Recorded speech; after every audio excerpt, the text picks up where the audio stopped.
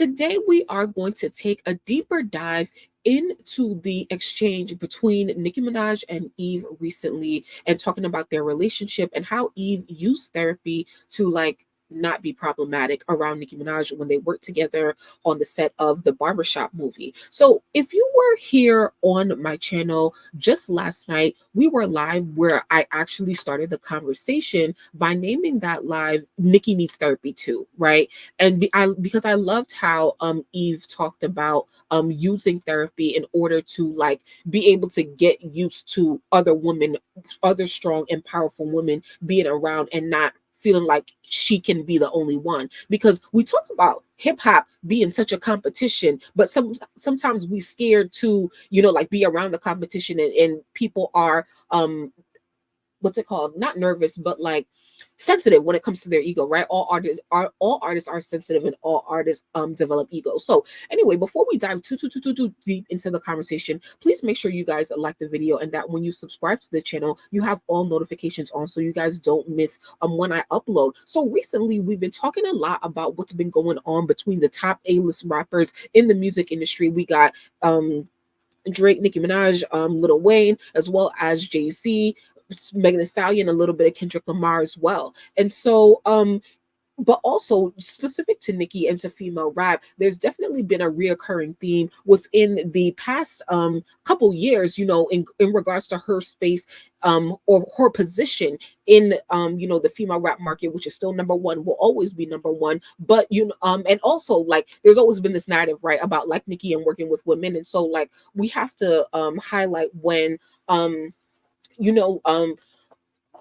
women have something positive to say. And I feel like this is so different than another woman giving Nicki her flowers, because it's really going deeper. And so we're going to get into it, because I talked about it on my live that I just showed you guys, but I want to talk about it again because I realized that I was so into the conversation that I didn't even get into how Nicki responded to Eve and then how Eve then responded to her. So that's what we're going to get into here. So I really appreciate you guys for being here and for being patient with me. Okay, so let's go into it, and we're gonna start from the beginning. Okay, so Eve said, right, she said she started therapy after finding out Nicki Minaj was joining Barbershop. So she said, I've lived through what happens when women project their own insecurities onto other women. It happened at the start of my career and continued in waves as my frame grew. I wasn't going to be that woman to someone else, but in order to do that, I had to physically and mentally prepare myself. Nicki and I were actually fine on set. We got along well and shot our scenes together with no problems. It was nothing like what I'd expected, but again, I'm thankful and I prepared myself for that. I see her writing songs on the bus in between takes, hurrying off set to go hit some show dates over the weekend, and then come right back on set for these 12 to 16-hour shoots, all while trying to hold together her personal life and her relationship. It was at that moment that I didn't envy her, and I kind of wanted to give her a hug. I thought I was going to resent her, and really all I felt was compassion. I remembered being that person, the girl who felt like she had to do it all, the girl who was pressured to do it all, because it was all eyes on her. Instead of feeling insecure around Nicki, I started to sympathize with her. And one of the reasons why I wanted to talk about this is because I remember when this quote came out, Eve started to get a lot of negative, feedback from Nicki Minaj's fan base, the Barbz, and I couldn't understand why, because I feel like the way that Eve is talking about Nicki and how she prepared to work with Nicki is such a vulnerable thing to admit, and it can definitely show on Eve's part that she was insecure, and we're all insecure about something to a certain extent.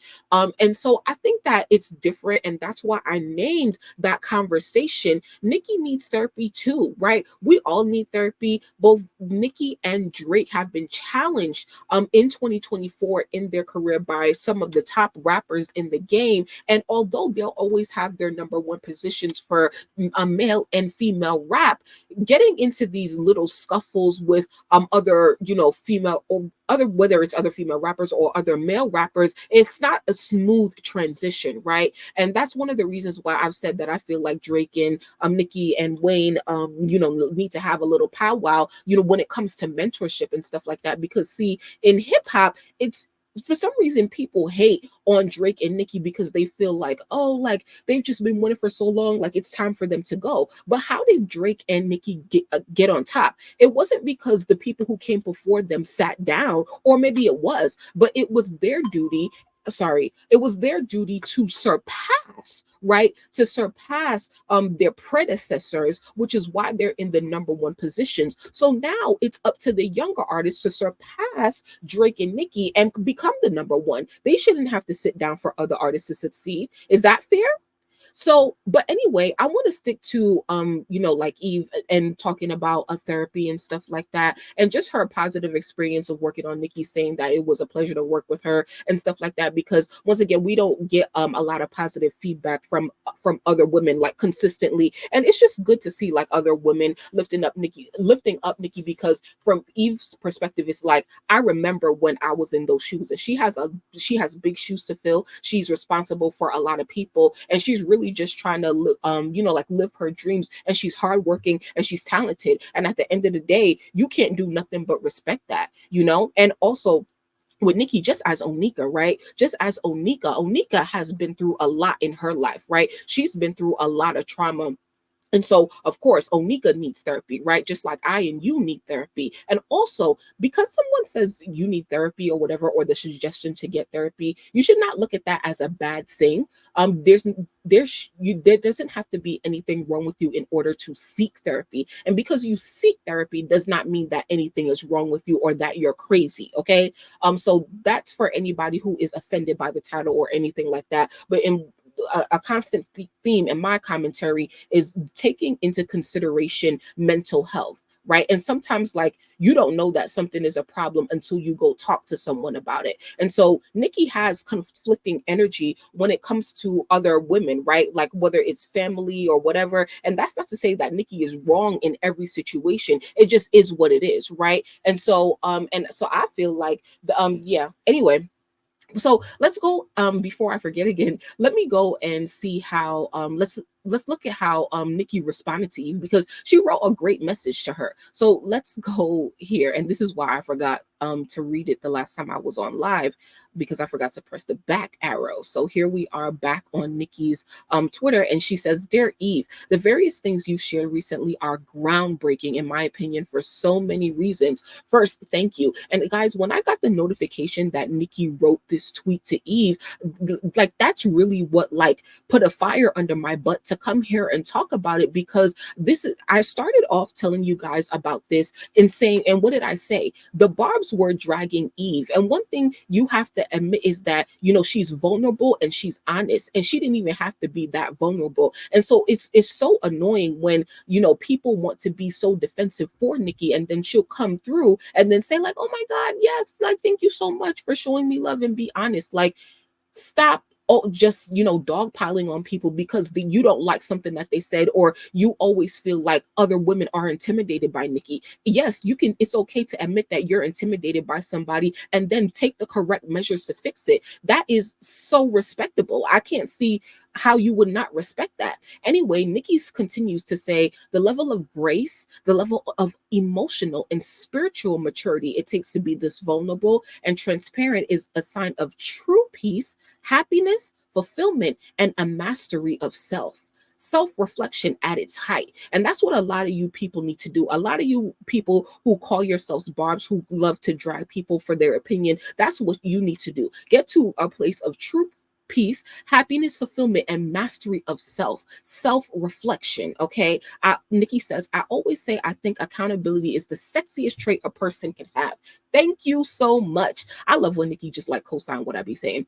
"I was one of the kids in New York watching Rough Riders on TV. I definitely remember how when you took the game by storm, that there were some people who couldn't hide their insecurities. Even though it's swept under the rug now, I remember that you handled it with grace, but also a big sprinkle of unapologetic talent and charisma. You soared and soared. Classic music with the illest team to the big screen."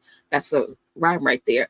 And made it look easy too. Trendsetter, Eve blonde shortcut, Eve paw print tats on the chest. I was so nervous coming onto that movie set every day, you know. And it's like we all look at each other and look at like our competition and be like, oh my God, they're so great, they're so smart, they're so beautiful, they're so talented, they're so X, Y, and Z. And knowing that like we're all coming in feeling like inferior to each other, right? Nicki is saying, I'm so nervous. Eve would have probably never thought that. Nicki would have probably never thought that Eve was feeling insecure or X, Y, and Z, you know. So when you are vulnerable, it allows the other side to bring their walls down and be honest. So Nicki says, I was so nervous coming onto the movie set every day. You look like a pro and I admire that so much. Thank you for trying not to do to me what was done to you, right? Women feel so much pressure to compete, and it's a shame because we usually have so much in common and can really benefit from one another just as human beings. We all share so many of the same experiences as artists, wives, moms, up and downs, anxiety, etc.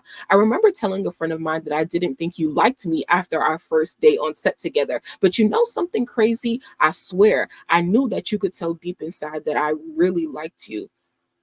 So you went easy on me. LOL. Love the way the movie turned out. Blessings to you and your beautiful family. Congratulations on your new book as well and your many accomplishments in hip hop, film, and TV. You still look so pretty. So that is a great message that Nicki wrote to Eve. Always heartfelt when Nicki expresses love and admiration to others. And so it would be so cool. Like, Eve is from Philly and Nicki's already performed in Philly, but it would have been really cool to see, you know, like them on stage together or her to bring her out as a guest. Not that Nicki needs to, but it would just be cool, you know?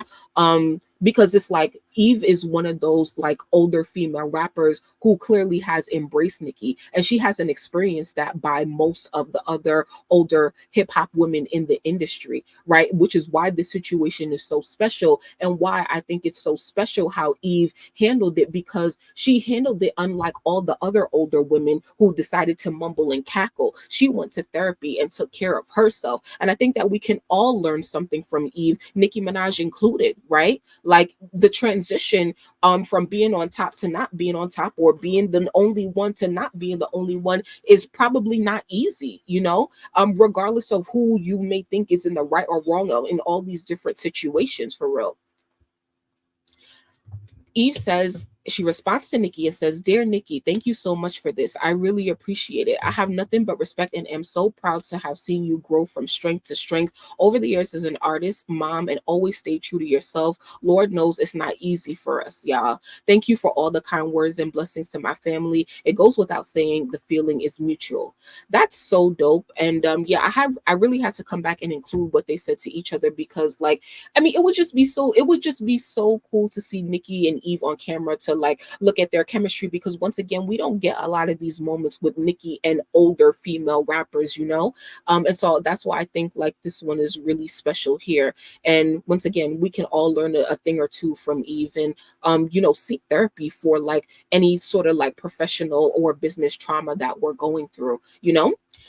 So yeah, I want to say thank you guys so much for watching to the end. And I want to say thank you so much to the people who tune into me, regardless of like, you know, what I do, what I say. I truly appreciate you guys, all of my, you know, consistent listeners. So thank you guys so much. Please do let me know what you think about, you know, this exchange between Nicki and Eve in the comments, and how we can better handle transitions and just like, you know, female rap unity and just synergy between female rappers and preparing for competition in hip hop. I think that that is super, super, super important. It's important to not continue generational curses. And that's not just only for our families, okay? And Eve is a great example of that. So now it's time to do the same, okay? Thank you guys so much. Please make sure to like the video and subscribe to the channel, and I will see you in the next video.